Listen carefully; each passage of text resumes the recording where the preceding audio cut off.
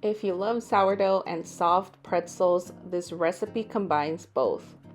You can add any toppings you want, leave them plain, some everything bagel seasoning, some jalapeno cheddar, or anything you'd like. These are perfect for the Super Bowl tomorrow, and I will also add a discard recipe down below if you don't have time to wait for the active starter. You will need 150 grams of active sourdough starter, 270 grams of warm water. I like to warm up my water from 90 degrees to 100 degrees, especially if I want these done the same day. So if you want to make these for the Super Bowl tomorrow, feed your starter tonight, and in the morning you'll be ready to mix your dough. So for the brown sugar, I added 12 grams. I added 10 grams of salt. I added 45 grams of melted unsalted butter. And then I went ahead and mixed those a little bit until everything was well combined. And then I added 470 grams of flour. I used the Kirkland all-purpose flour, and then you go ahead and mix all of the ingredients together until there are no more pockets of flour left over. This is a low hydration dough, so you will want to mix this dough with your hands. You can also do this with a stand mixer, which is way easier and faster, but I want to show you guys that you don't need a stand mixer to do this. So now you will go ahead and mix your dough and knead it for about 5 minutes.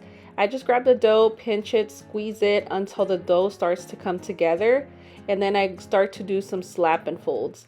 The slap and folds strengthens the dough very, very quickly. So this is the fastest way that I feel like you can get your dough to where you want it to be without a stand mixer.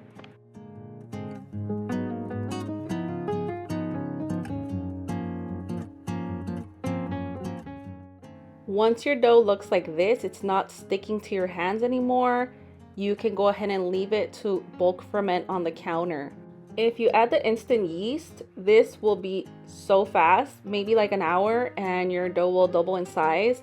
If not, just let your starter do its job and it should be done within like 5 hours. So I go ahead and weigh my dough once it's ready. I split the dough into 8 equal parts, and then I go ahead and start to shape the pretzels.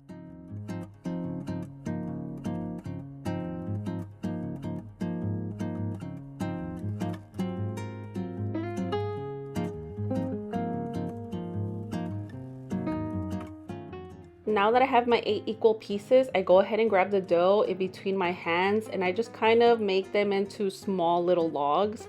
That way they're in the perfect shape to just stretch them out.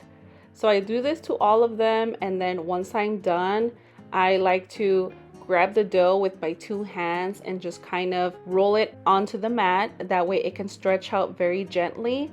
And once you reach this length right here, I like to grab the dough and just kind of do some jump rope motions in the air very, very gently. This helps stretch out the dough faster than on the mat, and I feel like this is the best way that, or the way that works for me, I should say. Maybe there's other ways, but this is what I like to do. I do it a few times until I get the length that I want. I do want this to be about 20 inches long. I do have a mat and I can measure the dough. As you can see here, I kind of twist the dough, one hand going to the bottom and the other towards the top. That way it can make sort of a rope shape, like the dough will turn into a rope in a way. And I feel like when I do this, my pretzels don't like detangle, or the shape doesn't mess up as it's bulk fermenting or doing its second rise, if that makes any sense. So I've had to tweak this a little bit because I kind of suck at shaping pretzels or anything that needs to be shaped perfectly. So this is what works for me. So now that I have the length that I want, I kind of do the dough into a U and then into a heart shape. And then I like to do 2 twists. And then I like to put the dough on the sides, not the bottom. I like to put the dough or stick the dough to like the sides of the pretzel rather than close to the bottom center, if that makes sense, because I feel like then the pretzel kind of closes. So for the last little dough piece, I decided to make little pretzel bites, And I just grabbed the dough, pinched it towards the center, and then once I felt like it had enough tension, I did some circular motions on my mat, and then I put them on a parchment paper with some cornmeal because I feel like it helps the dough from sticking to the parchment paper or to your mat or to your pan.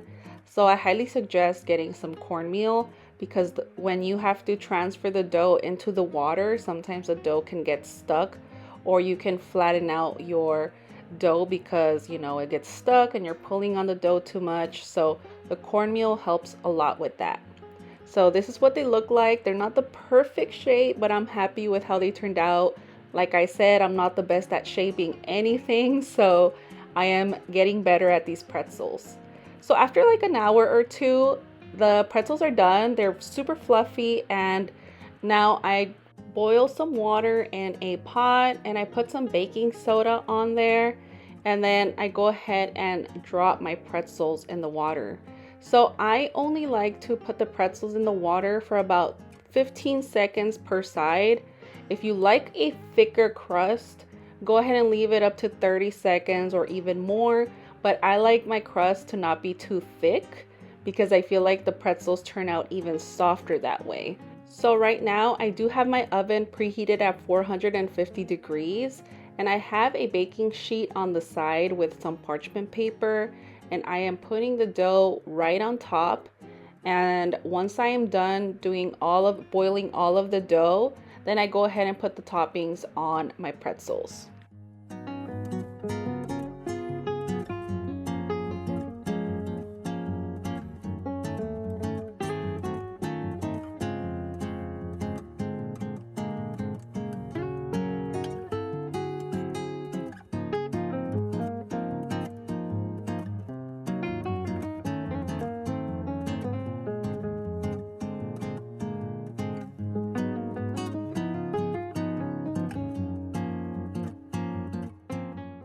Before adding the toppings, I do put an egg wash right on top of the dough. That way we can get that shiny look and the inclusions or the toppings can stick onto the dough perfectly.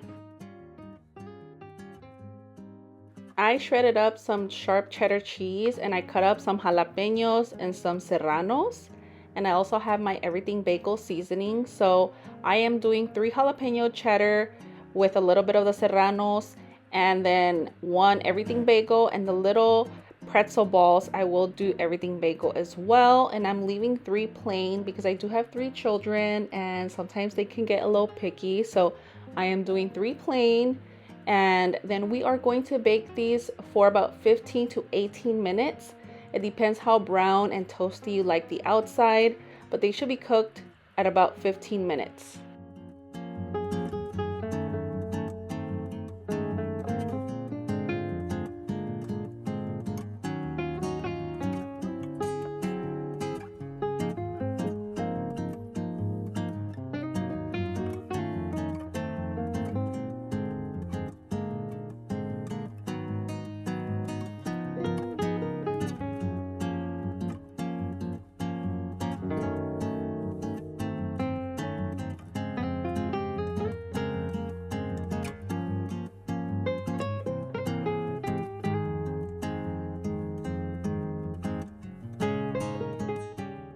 This is the end result. Look at how beautiful these pretzels turned out to be. These are honestly so delicious and perfect with a cheese dip, which is what we are going to use tomorrow when we are watching the Super Bowl.